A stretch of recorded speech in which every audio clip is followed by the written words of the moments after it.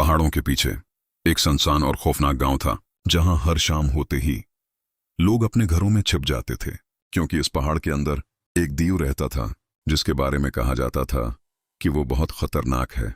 हर रात तेज हवाएं चलती थीं और उसकी गूंजदार आवाजें गांव वालों के दिलों में खौफ भर देती थीं। कोई भी उसके करीब जाने की हिम्मत नहीं करता था। सब यही समझते थे कि वो सिर्फ तबाही लाता है, लेकिन सच इस खौफ से बिल्कुल मुख्तलिफ था। वही दीव अपनी अंधेरी गार में अकेला बैठा था। इसके हाथ में एक छोटा सा फूल था जिसे वो बहुत मोहब्बत से देख रहा था, जैसे उसकी दुनिया में वही वाहिद खूबसूरती हो। और शायद वो खुद भी तन्हाई का शिकार था। हर रात जब गांव वाले सो जाते, वो चुपके से निकलता, आहिस्ता आहिस्ता कदम रखता ताकि किसी को आवाज ना आए, और फिर हर घर के दरवाजे पर खाने और जरूरत की चीजों की टोकरी रख जाता, बगैर किसी को बताए, बगैर किसी सल्ले की उम्मीद के। एक दिन गांव की एक छोटी बच्ची सारा जंगल में खेलते खेलते रास्ता भूल गई।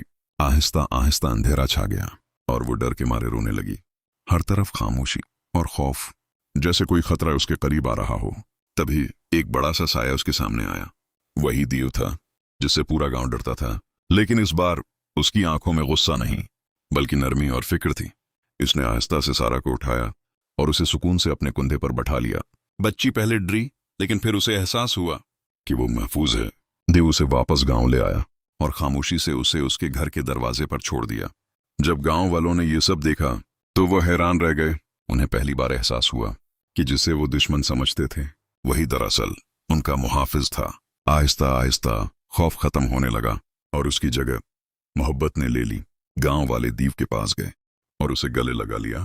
पहली बार वो दीव मुस्कुराया और उस दिन के बाद वो गांव खौफ की जगह खुशियों का गांव बन गया। क्योंकि सच यही है कि कभी कभी ज़ाहिरी शक्ल धोखा देती है और असल खूबसूरती सिर्फ दिल में होती।